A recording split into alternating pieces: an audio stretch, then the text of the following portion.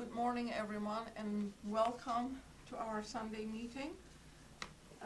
This particular ULT meets every Sunday at 11 a.m.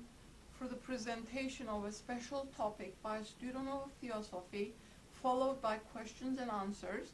And on the first and third Sundays of the month, we're studying the Ocean of Theosophy by Mr. Judge. The Theosophical movement and its founders made it possible for ordinary humanity all over the world to get in touch with the wisdom of the ages, the philosophy being presented to the world by HPB and William Quan Judge. The ULTs all over the world remain faithful to the founders as well as to the philosophy of the life-giving stream, as it is stated. It also gave the fundamental principles of the universe as well as those in the human being that correspond to the ones in the universe, because we are a miniature copy of the cosmos, and all of the powers that exist in the universe also exists in the human being. Once we coordinate our effort for the benefit of humanity, once we become altruistic in everyday life, the whole of nature opens and allows us to get to its inner nature, inner sense of things, our inner nature of being. So it enables discovery on the inner lines of our lives. Once we have gotten a glimpse of the truth, we become faithful followers of the spiritual life, because in fact that is who we are. And the axiom, know thyself, becomes very relevant today's talk, which is thou art that.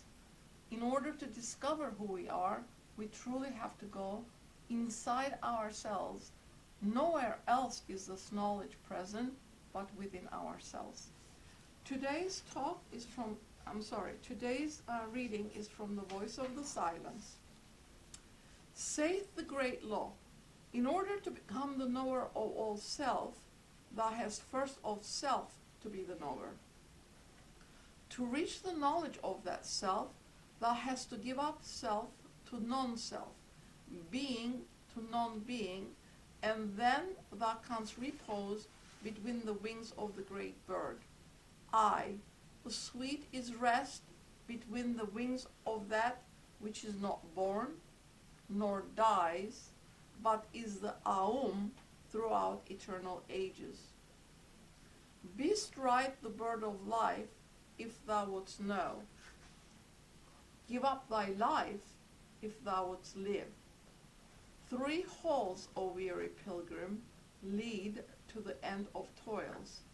3 halls of conqueror of Mara will bring thee through 3 states into the 4th, and thence into the 7 worlds, the worlds of rest eternal.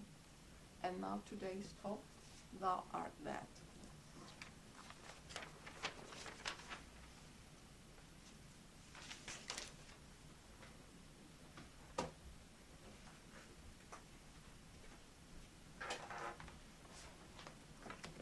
Good morning, friends, and welcome to another talk on Thou Art That. This is the second talk in the series of 3 talks. The first one that took place a few months ago was on the Thou Art That in Voice of Silence. Today we will be discussing Thou Art That in Bhavagad-Gita.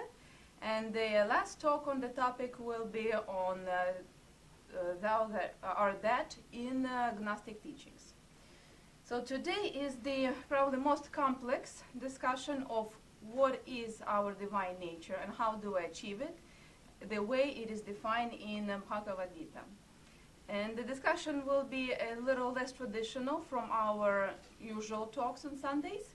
as it will be interactive. This is fairly difficult topic, and what the student has done is an introduction into the subject, its own understanding, the self-understanding of the subject, and selection of the most relevant, interesting passages from Bhagavad-Gita under each of the devotions that the student will suggest for discussion and insight on these passages. The key opening of Bhagavad-Gita speaks of application of speculative doctrine. And this of itself is a complex topic. What is speculative doctrine? Speculative doctrine is the doctrine expressed in Sankhya Yoga. I'll write that down.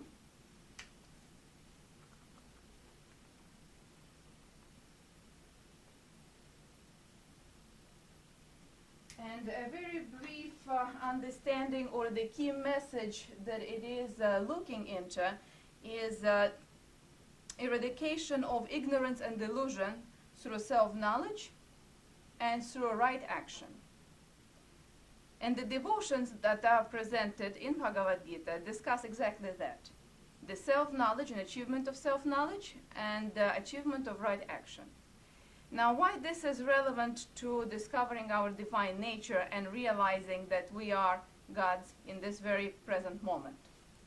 I would like to defer to an insight the student has received at the last International Theosophy Conference on Bhagavad-Gita from one of the presenters at the conference that discussed Bhagavad-Gita and Sanskrit terms in relation to the Slavic language. So this will be also a little bit of an introduction in the Slavic languages and the meaning of the core Sanskrit terms that would lead to the further discussion of our divine nature in Bhagavad-Gita. One of the core words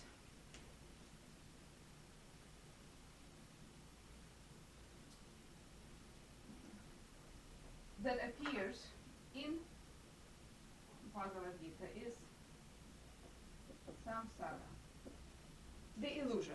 And one of the core messages that we hear is the detachment from that illusory state. There is a detachment and there is a non-discrimination. And there is a state of illusory creation, almost illusory world. When you look at the root of that word, sam, that means in all Slavic languages around the world, self. But a self little different from the English understanding. It is more of myself, my. So when a small child cries, I do it by myself, I do it by myself, that's some, myself, my own action. So it's very much an action-driven route that I do it by myself. I have knowledge, I have understanding, I'll do it by myself. When we examine what is the key attribute of the divine, one of these attributes that immediately come to mind is, of course, creation. It is the attribute of creation and expansion of the consciousness and of being that we attribute with the divine. When we realize our divine nature, we're the microcosm of creation and of divine. So in a way, we continue to create what divine creates on universal scale on our own physical scale and scale of our lives. So we become the creators. And when we become creators, we act from myself. I create by myself with my understanding what needs to be done. And that self-creation becomes samsara. We create illusory state, illusory understandings that become that illusory state through which we cannot connect to the divine consciousness, to the divine, I don't want to call it a plan, but divine consciousness and possibilities of actions and events and consequences that completely unseen to us. Because we're creating with our self, with our limited physical lower mind of myself wanting this or myself thinking this is right action. And that's what Bhagavad-Gita discusses in detail, what is the right action or non-action and how to discriminate. So we literally become almost like the small children who do it by myself. And you can imagine the 3-year-old who wants to do it by myself. And as a child connects to an understanding of an adult, that maybe by myself is not the best idea. Maybe there's a much bigger picture than me just turning that hot boiling pot by myself over. The same way we turn to the teachings and to the writings like Bhagavad-Gita to get that bigger perspective of eternal reality, of the divine reality in which we can also act. And with that we become divine.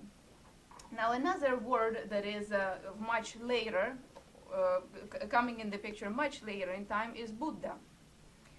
And there is lots of understandings of what Buddha is. It's the enlightened one, it is the great master. The root of that word is also very fascinating. It is Bud. And all Slavic languages have that root as being, simply being. Not self, but all being. It is the essence of being. So there is a myself, small self, and there is the eternal, all-encompassing being. And it is the transition between the self to that eternal being that is being discussed in Bhagavad-Gita through devotions. And now we will go specifically to each devotion and discuss how that transition can be achieved through application of those devotions. And some of them are complex, some are controversial, some hard to understand, as one on inaction. How can inaction be good if you are no longer acting? But this is the beauty of Bhagavad-Gita, that the more you read, the more you see, and you can read it many times, and each time you see a new insight, a new understanding in it. And this is why the student wanted to propose more of a discussion style for this talk, to collect all of these understandings that are based not on the mental processing of the reading, but more of an insight on this very instant moment. One of the first devotions that is being discussed is the performance of right action. We're certainly performing actions all the time. That's what the physical existence is about. It's about action. But what is the right action? Sometimes we feel that this is the right action, but actually lead to the wrong consequences. The suggestion that Bhagavad-Gita gives to us on the right action, and I've put them almost like rules.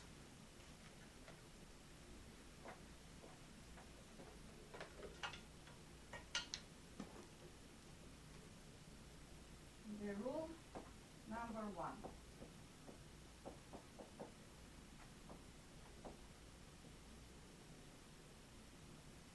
The rule number 1, that action has to be led by the higher self. It should come from our higher self. And here's what is said in Bhagavad-Gita. All actions performed other than as sacrifice unto God make the actor bound by action. So this is not just a theoretical stipulation why it should come from a higher self. When it comes from the sum, from creation of the self-illusion, we create that illusion that we are bound by it. We become bound by that action. So it is the action that comes from the higher self that is indiscriminating and that is connected to the higher self and to the divine, creates freedom from the attachment to the results of that action, to that action. The second rule is the detachment. And the detachment comes all throughout Bhagavad-Gita.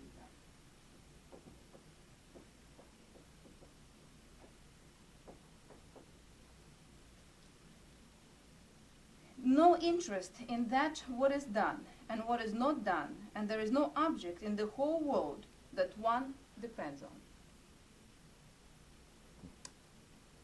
When the student looked into the nature of detachment and why detachment is so important, when we create with the self, with the sum, it is like a little child who wants to do this now without a picture of what is coming and what is the big picture and what is the consequences or results of that.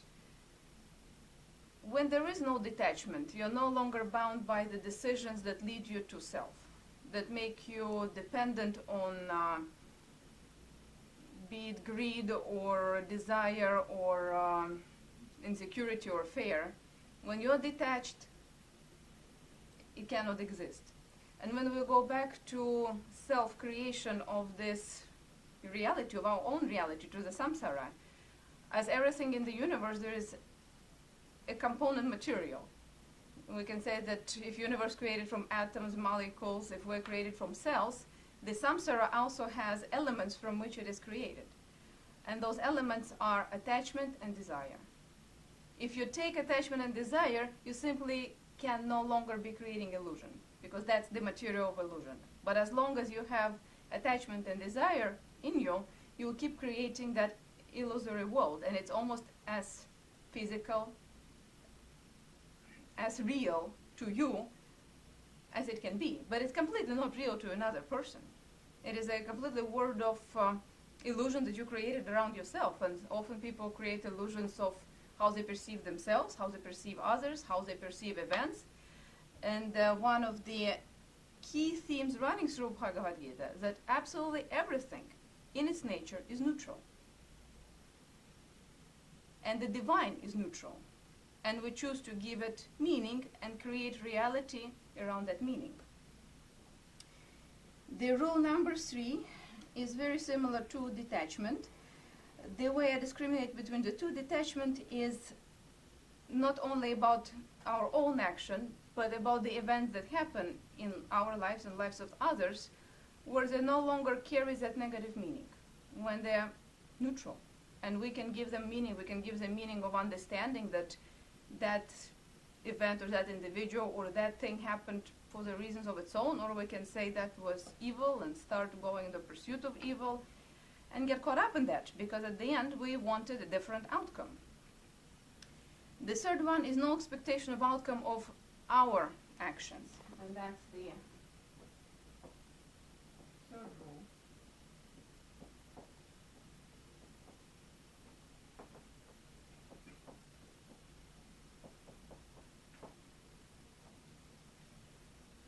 And when we act in a certain way, and if we act from the higher self, there can be no expectation of outcome, because when we expect an outcome, it is coming from our self, from our samsara, from our self-illusion. And often we have a very good expectation of outcome. We can say, well, I really want that individual to understand the truth of something, of something we uphold true, and that's something very dear to us. And we bring it to that individual, and we spend time sharing it, and we help that understanding, but we're doing not because of the higher self, from the divine purpose. We're doing it because we want that person to change. We want them to believe what is probably good for them, and because it was good for us, it was good for everyone. And when that person says, oh, thank you very much, I'm not interested, we say, well, I've spent so many hours of my life, I've spent so much effort, maybe even financial resources, and it didn't work.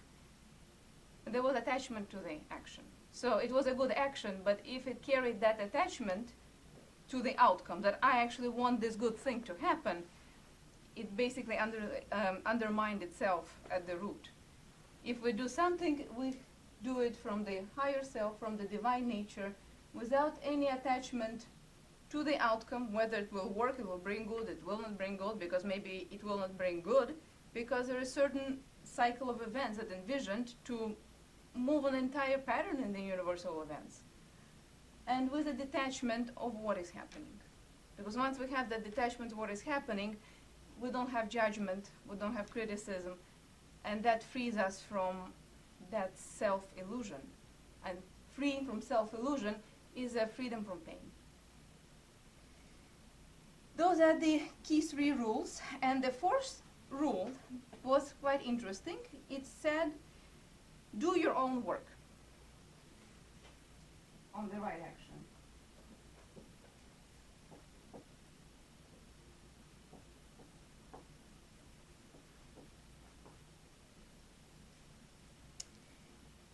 It is better to do one's own duty, even though it is devoid of excellence than to perform another's duty well. That can be interpreted many different ways. This student saw in this that it is better to do one's own duty, and the duty is what our soul is inclined to do. It is our excitement, it is our passion, it is our choice of what we want to do in this lifetime, rather than do somebody else's duty because or it makes money, or it provides support, or it just you sort of fall into it, because it's not your duty, it's somebody else's duty. Someone else may have a passion and excitement and drive to do that. So it is better to do your own duty and do it well. It may not be excellent, but if you know that this is what you're inclined to do, if that's what works with you, it's better to do that than to do what the parents said, to become, be it a doctor or a lawyer, or to do what your spouse wants, to become a housewife and not work, or to do what society expects, to work in the office and not to start your own business or explore something outdoors on your own. Your own duty is what your duty is on this lifetime, and to know what the duty is to be following excitement. That's the closest the student got to that. But there can be another interpretations of this passage, because it is a very deep and very complex passage. What does it mean to not to perform others' duty? The next devotion is a devotion through spiritual knowledge. But before we go to that devotion, there is a reading that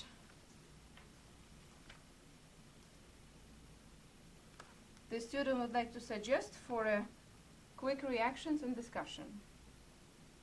It is very short. He hath no interest either in that which is done or that which is not done, and there is not in all things which have been created any object on which he may place dependence.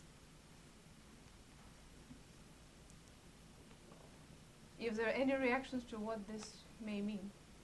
Well, it sounded very much like what you were speaking about in respect to Rule 1, 2, and 3. You know, no expectation of outcome, acting from the divine, and having unlimited disinterest, detachment. So that passage sounds very much like that to me.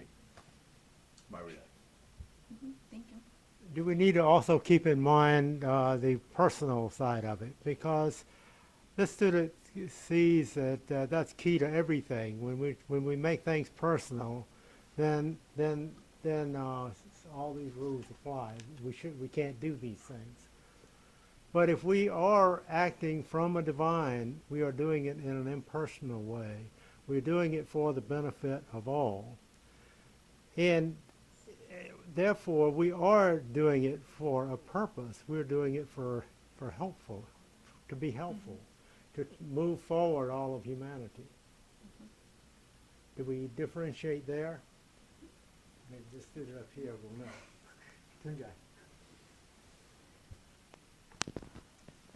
Well, all of these statements are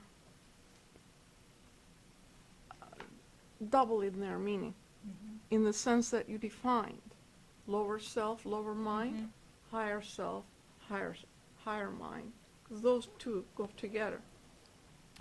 But there's a statement by HPB, and she lists under desire and will just exactly what you have listed here. And she says, will and the divine self go together because it creates intelligently and it gathers a strength as it goes along.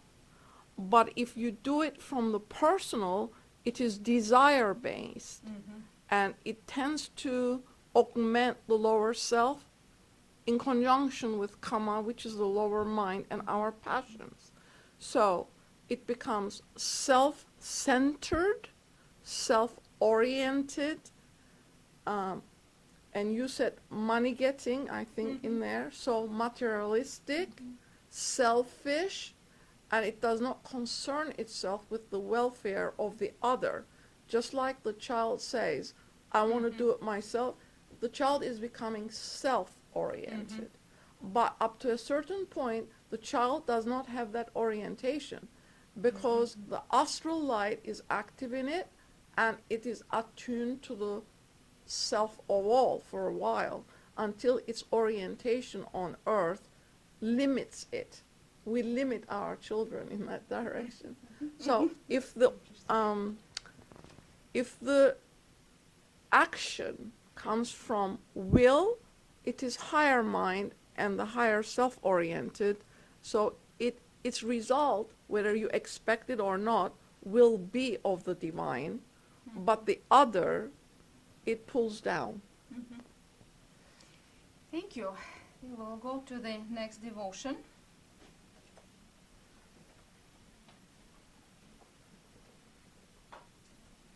The next devotion is devotion through spiritual knowledge. And here are the two rules. The first one must know what action to be performed, which should not, and what is in action.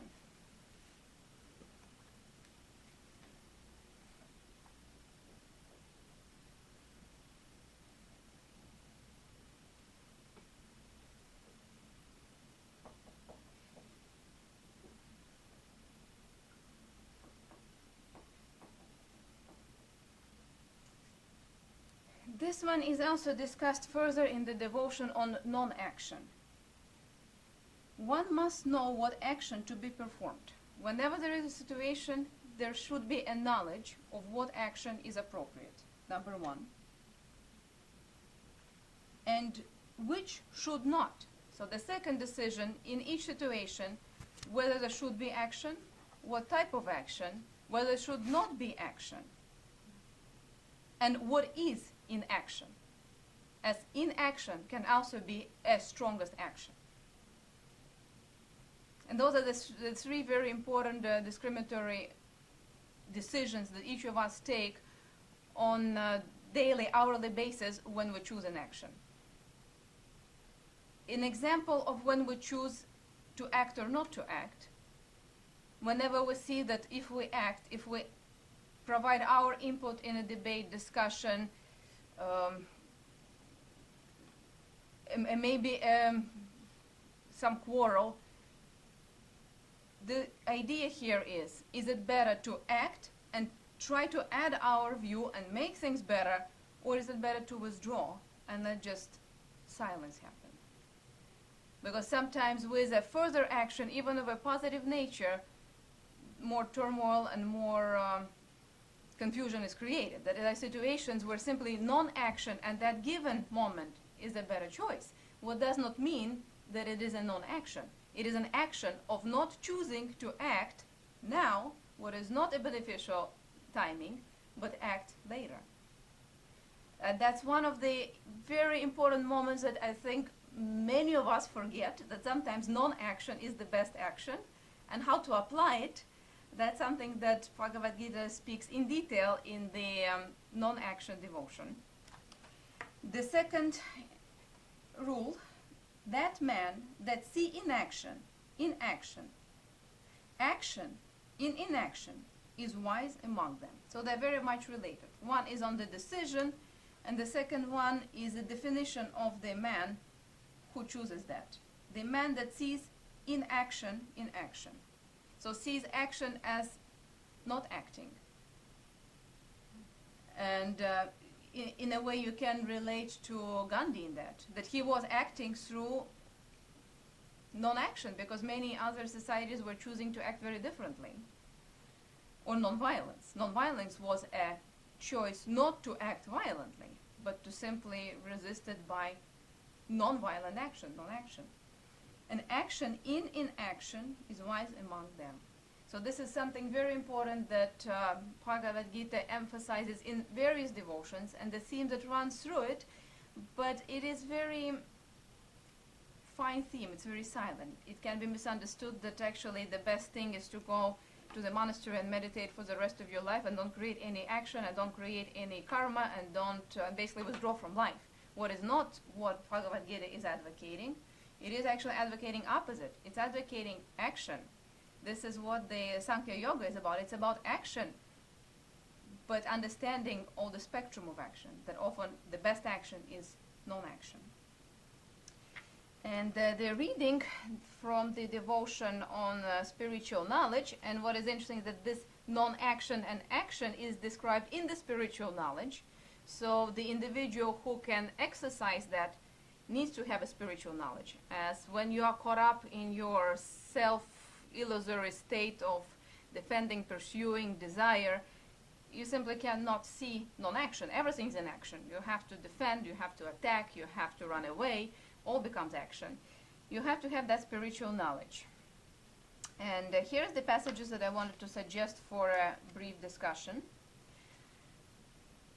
One must learn well what is action to be performed, what is not to be, and what is inaction.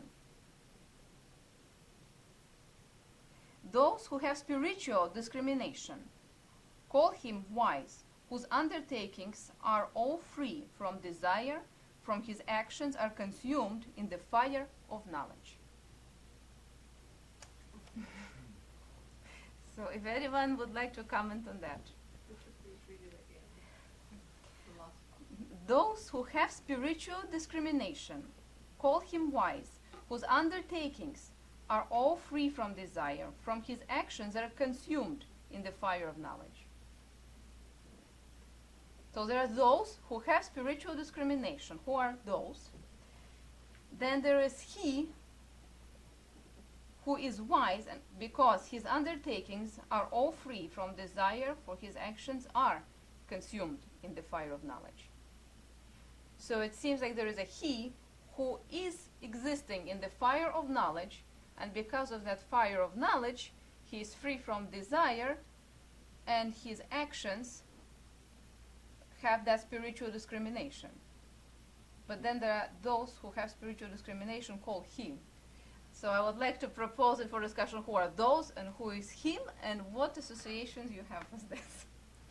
Well, just what we have discussed before. Mm-hmm. If your action comes from the higher aspect of you, which is you yourself, because thou art that. But a lot of us at this stage of development not only do not act from that divine self, but don't even know that we are that divine self because of our education background, social orientation, world religions, our errors being forgiven, vicarious atonement, so forth, has taken this aspect of the knowledge from memory. So we have to kind of reinstate it into ourselves, and that takes a lot of courage to stand up to pressure, because you're saying, I'm not following the run of the mill, but I'm going to follow this path, and this path is what? Expression of the higher self in your daily life. Mm-hmm. How do we do that? You said knowledge. How do you get knowledge? It's within us.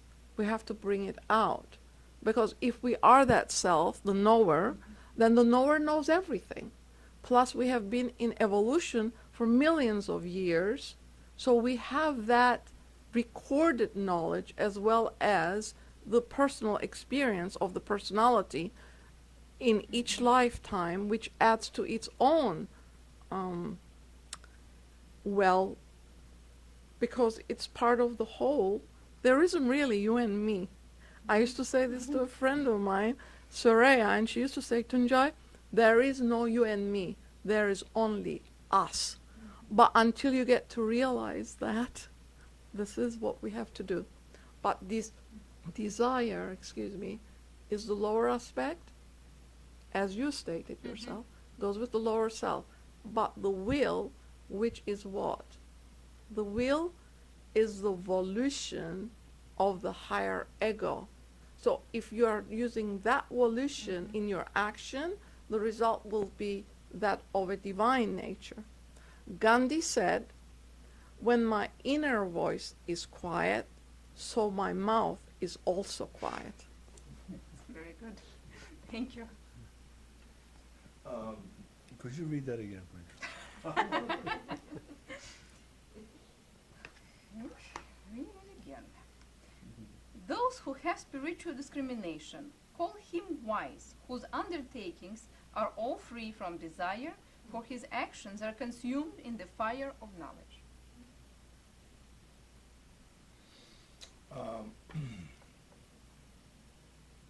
So you were trying to distinguish between those and he? Are you making This it? is one of the interesting moments. Well, if you see something else interesting, we can go that direction. I'm just trying to process he.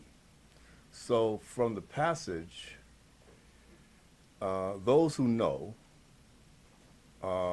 would consider someone to be wise that has sacrificed his desires in the fire of knowledge, that his desires are sacrificed in the fire of knowledge, so that he gives up, he replaces his desire with knowledge, and that knowledge makes him free from desire, and people consider him, people who know, people who would know, or those who would know, would consider that person wise.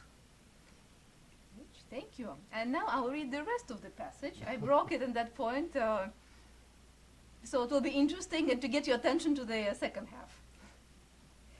The second half of the same passage is, he who is basically consumed in the fire of knowledge and free from desire, so he abandons the desire to see a reward for his actions, is free, content, and upon nothing depend, and also engaged in action. He really does nothing.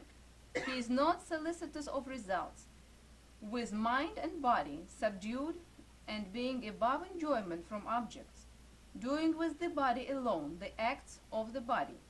He does not subject himself to rebirth. Wow. You got that one again. That one is like, that last part is like. That's basically the answer. That's the answer. He said not subject himself to rebirth except by choice. Are those who choose to come back, like the Buddha? But the moment he stops desiring, he stops creating illusion. Gotcha. Once illusion is no longer created, we are eternal. There is no birth and rebirth. That's it. So in that sense, then, one who chooses to come back into the body is not really reborn. They're just continuing with their duty. Mm-hmm. They simply no longer create illusion, of which our body is one, and they're Right. not longer reborn. There's nothing to be reborn. They are eternal. We are eternal. I am eternal. You are eternal. So the student keeps thinking about knowledge and an education. And it's becoming more and more apparent as you're talking that there's a vast difference between the two. Not to down education at all, we need education, but knowledge is divine and spiritual, whereas the education part may not be unless we make it that way. Yes, the knowledge, that's something I'm picking up that one of the students here mentioned before. The knowledge does not come, that knowledge does not come from education. It comes from suddenly seeing reality slipping away from you. And the moment we see reality slipping away from us is the moments when we are at the complete bottom. And what is being at the complete bottom?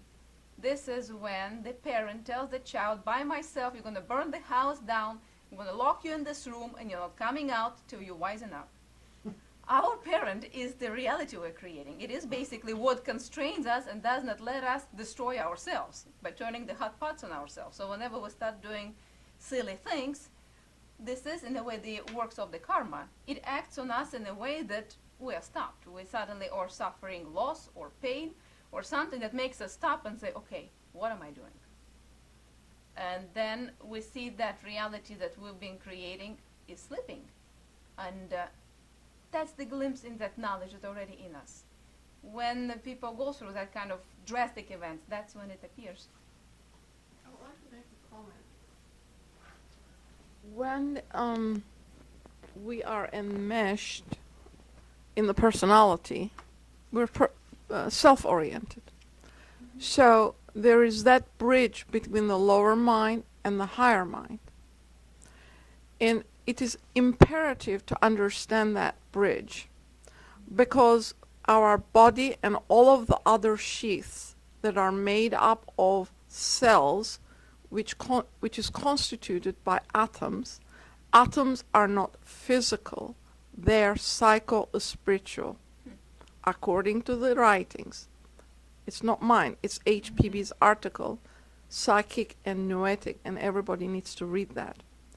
But in that article, she says, when the lower mind and the personality is instigating the action, the molecules, which are the atoms, are then responding to the lower mind. Their action then is on the physical plane. But when the divine nature is augmenting the action, they're on the psycho-spiritual plane, because it comes from the higher and they respond.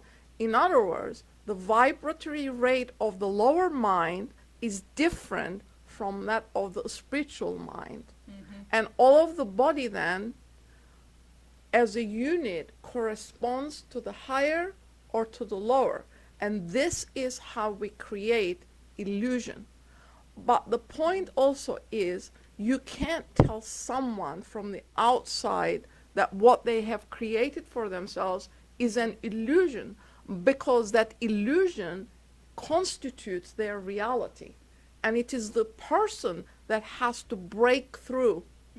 You can't tell them. They have to perceive it and understand it.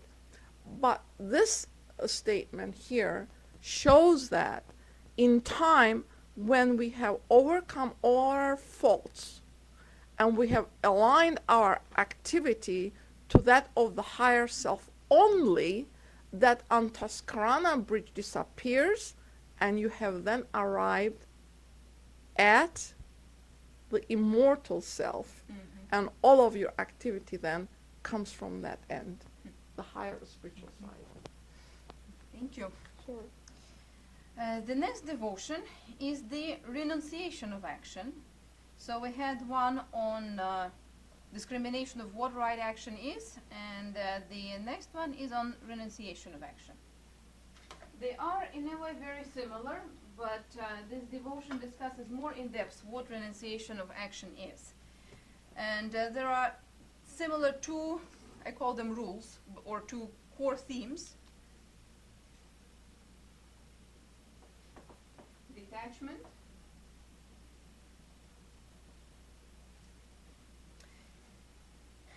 and here's what is said about detachment. The man who is devoted and not attached to the fruit of his action obtains tranquility, whilst he who through desire has attachment from the fruit of action is bound down thereby.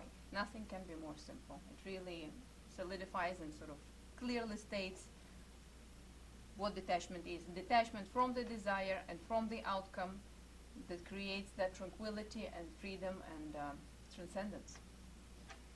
And rule number 2.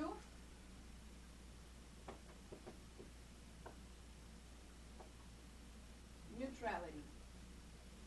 And this is something that we spoke earlier about, the neutrality of, in a way, everything, and us giving it a meaning, positive or negative, and then acting in a corresponding way. Neutrality of events or actions. The man who knows Supreme Spirit, who is not deluded, and who is fixed on him, Do not rejoice at obtaining what is pleasant, nor grieve when meeting what is unpleasant. Once we are in that core balance of our divine self, something that is extremely pleasant no longer throws us off that balance.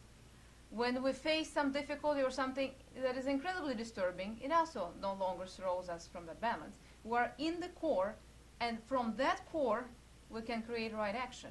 Because if we are constantly driven into the enjoyment and grief and disappointment and state, I don't call it happiness, state of happiness, we're constantly out of balance. We're or in this happy balance or in the unhappy disbalance. But what Bhagavad-Gita is talking here is to being in the core and not being shifted by either good or bad. And from that core, we can make the divine decision and act with the right action. The reading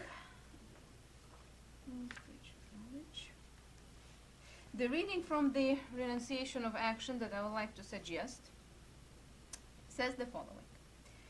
The man of purified heart, having his body fully controlled, his senses restrained, and for whom the only self, from the small letter, is the self with the capital letter.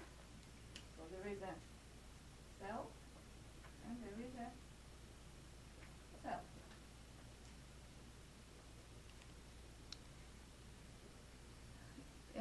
And for whom the only self is the self of all creatures, is not tainted after performing actions.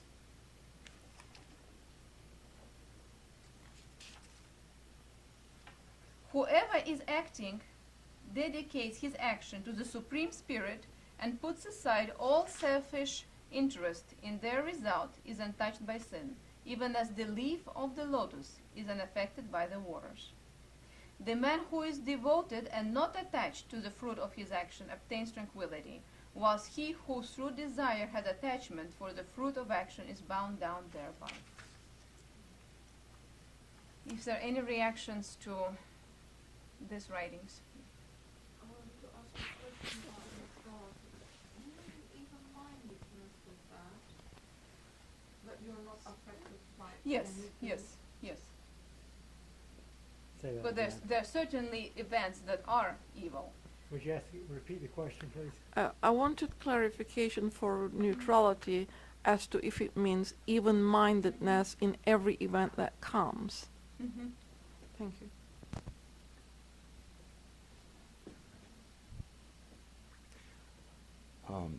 I was trying to understand the implication of the principle of detachment to our daily life. So it seems to be detachment from result is the opposite of goal orientation. So we are oriented to achieve the goal, to win. So does it mean that implementation of this principle we should not be focused on the goal anymore? Is that the idea? Yes. The understanding of this student is from the earlier devotion, we're here not to achieve a goal, but to realize our earthly duty in this lifetime. And the earthly duty can never go against our excitement. If someone is excited about being a welder, that's his earthly duty. If someone is excited about being a teacher, that's his earthly duty. But it's not a goal to become something. We are everything we can be already since the day we are born. Simply in this lifetime we chose to explore a specific theme, and we should not do a duty of the other, and the only way to connect to that specific theme is not to have attachment of becoming, because we are. So in a sense, it's the process is more important than the result of the action. The result is the grape. There is no other result. Sounds like the process is all correct process. The result, we all know the result. We're all going to be in that result. We always are, so is that That's the ultimate result. And is it really important what was achieved? It seems that these principles that you're discussing requires the individual to be more than or to be other than what we see in front of us, and that is the physical body. The detachment is from the physical body. The detachment is from the physical world. It is from the physical senses. It's from everything that is physical. The elements, the outcome, all these things are part of a physical or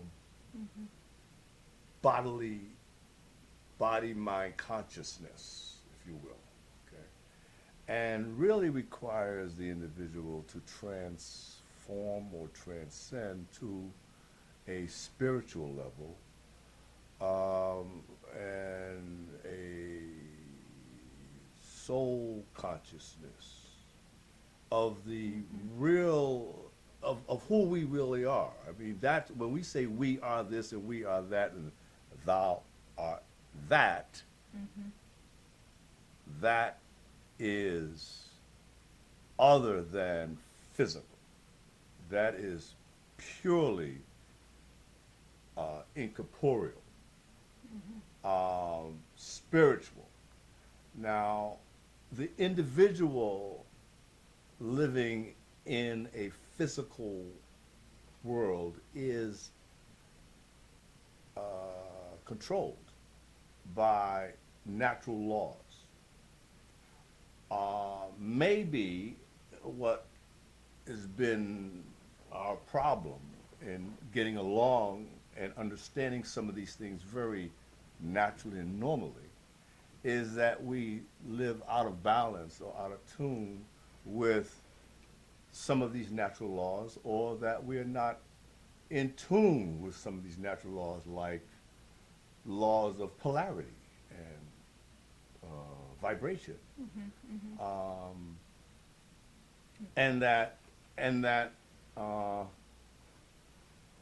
what is required is really another type of practice, daily practice, orientation of self, so that we realize that what is required is breaking through these physical, sensual confines. In fact, when we examine, do we actually live in a physical world or in a physical body? From completely mundane standpoint, not theosophical, but just asking ourselves the question, do we live in a physical body? Do we live in a physical world? My feeling is that at least 95% of our existence is not in a physical body or physical world. It is in our dreams, in our hopes, in our aspirations. It's not physical. Aside of illness, hunger, and basically the physical deterioration, most of our problems, issues, challenges, suffering, pain come from non-physical realm. In fact, in the developed world, we don't have almost any physical existence because the hunger by itself or extreme pain is being limited for the first time in the history of humanity to a very minimal state. We're literally torturing ourselves. As one of the Russian writers wrote, the suffering from the mind. So it is the mind that needs to be addressed. That's where we exist, and we exist in the lower mind and in the illusion that we create. Once we get through that, our physical confines are actually very small. If we don't get into the mental illusion, my house should be not 2,000 square feet but 5,000, and my car should be not this but that, but this is illusion. This is not physical, this is mental. To illustrate that, one of our students, the children in our young folks school, went over to Africa and went to a village and helped build a school there. But she came back with this. She said, we are always trying to do more, to get more in this country, and we're not as happy. They don't have, these children, maybe there's one bicycle in the whole town, and they're happy. So we are in the mental reality that we create, and we can create a painful samsara, less painful samsara. It's still samsara, it's still illusion. But we also have a responsibility to all of the kingdoms of nature because we use them. And our attitude and our understanding of the physical world is necessary, because in the writings it is stated that an atom is a world of its own, and that in time, in the coming manvantaras, not only just the animal kingdom is going to move into the human kingdom, but all of the lower kingdoms are also evoluting to an expression higher than what they're experiencing now. So the attitude of the mind and how it accepts the lower kingdoms as part of itself and uplifts it as it uplifts itself, because what was that a statement? As humanity looks towards the heavens for aspiration, so will the lower kingdoms look up to humanity for their salvation, for guidance. So it is important to also remember that.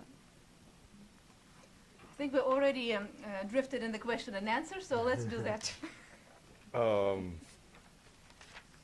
So, what is, in the speaker's opinion, should be our outlook, our attitude? What attitude should we have that would be consistent with these ideas? What should be our attitude?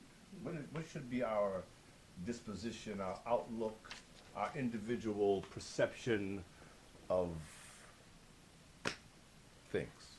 The passage came to the student's mind immediately.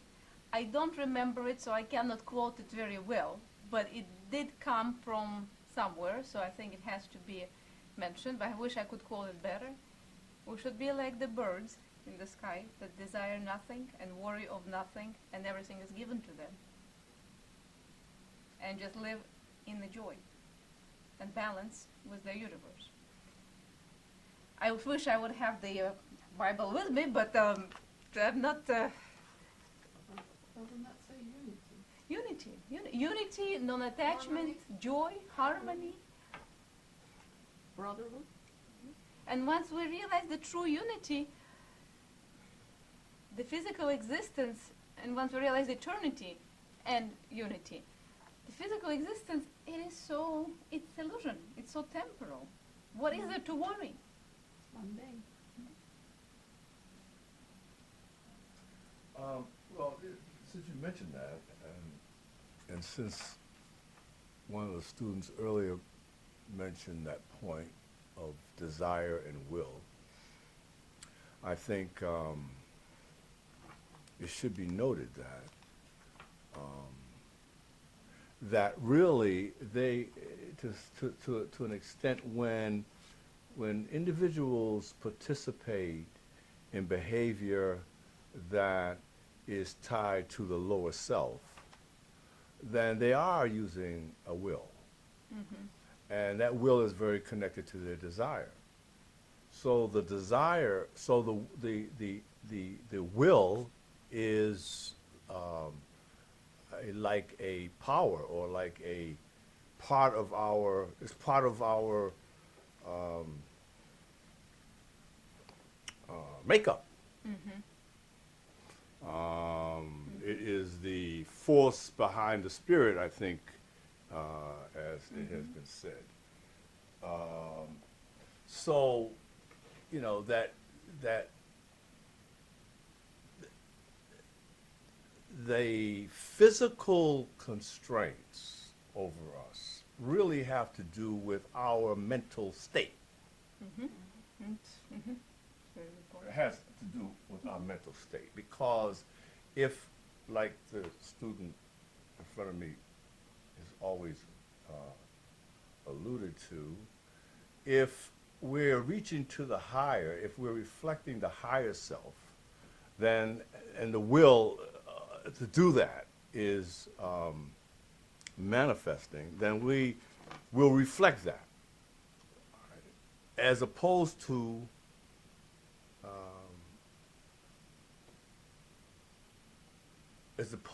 being a prisoner of our physical senses and lower self. So that choice is really key in that mental state. Okay. That also brought a thought that in no way here we're being advocates of, as I would call it, Luddites of social and economic advancement. That if someone, as one of the students alluded here, someone likes to have goals to succeed in specific field, to be in high positions, to be very active in the economic sphere or in political sphere, and to set those goals to succeed and to be driven by that. This is wonderful. Is that what excites person without any attachment to the outcome? That there is no reason to say that we're all going to be, we're all going rural and we'll set no goals to excel in life. We are in the physical world, and if that's what excites, that's sort of a pursuit of, or some people call a rat race, that's fine. But when it doesn't succeed, it's okay. And if the individual doesn't have attachment, if the process that excites of excelling in something, this is wonderful. There is nothing about it. But the Buddha's Eightfold Path just addresses those steps. And one of them is that in your career, as we say it today, your work should not be harmful to others. That's the first rule. Apart from that, whatever it is that you wish to do. And also actions in that career, because what really undermines us, and now we'll go to a very mundane practical language, what undermines us when we pursue our success in the career, we attach to result, to that goal, so we're willing to hurt others who stand in our way. But when you're not attached to the outcome, you may succeed, you may not succeed. When you are dispassionate about it, but you're excited by the process, you're not going to do unrighteous acts to get other people off your way because you need to get there. There's no place to get. I'm excited by playing this role in this temporal existence. So the whole need to act towards others in an unrighteous way disappears because there's no attachment to result. It's just we're having fun. It's like kids in a play stand. We're having fun. But I don't need to control the entire play stand. No passion. Compassion. I just wanted to come back to the analogy from Bible, which Jesus made, that we should be like birds and animals, and be one with everything. I feel that the analogy is important because it reminds us that these natural entities, like birds and animals, they are driven by the need, by the necessity of the moment. And also this is what Buddha was talking about, the importance to focus on the necessity of every moment. And once you're driven by that necessity, you're focused on the now, on the present, and not on the result in the future. So you're driven by natural forces. So I think, and it's not by only by your needs, but by the needs of the system around you. So I feel so the importance to remember this principle of need, necessity. This is like outlook. We should be driven by the necessity. But that's also the soul. The soul lives in the eternal now, which is your statement. Eternal now. There is no future. There is no past, because the soul lives in the eternal now. And there is another concept that keeps us bound to desire and to attachment. It is the notion that we have created in our society, a notion of failure. That if this doesn't happen, I am a failure. So we keep attaching and desiring, not because we have that desire, but because we don't want to be a failure. As a creation, as a divine being, how can we be a failure? This is just experiences we go through. They are pleasant, not pleasant, positive, not positive. They're interesting. If anything can define any experience, wasn't that interesting? But it's not a failure, because we cannot fail as divine beings, because the failure is non-existence. That's the only failure, but we exist, ever did, always will. And with this, I'll close the talk that already ran a little bit late with the last passage. And this is from the devotion on the discrimination of Kshetra from Kshetrajana. We didn't go through it, but I'll just read the passage to close because I think it's a very nice passage. Know, O chief of the Bharatas, that whenever anything, whether animate or inanimate, is produced, it is due to the union of the Kshetra and Kshetrajna, body and the soul. He who sees the Supreme Being existing alike imperishable in all perishable things, sees indeed. Perceiving the same Lord present in everything and everywhere, he does not by the lower self destroy his own soul, but goes to the supreme end. He who sees that all his actions are performed by nature only, and that the self within is not the actor, sees indeed. And when he realizes perfectly that all things whatsoever in nature are comprehended in the one, all capital letters, he attains to the Supreme Spirit. Thank you. Thank you. We'll have a brief break with refreshments and reconvene Thank with you our for study of the interaction. ocean of Theosophy.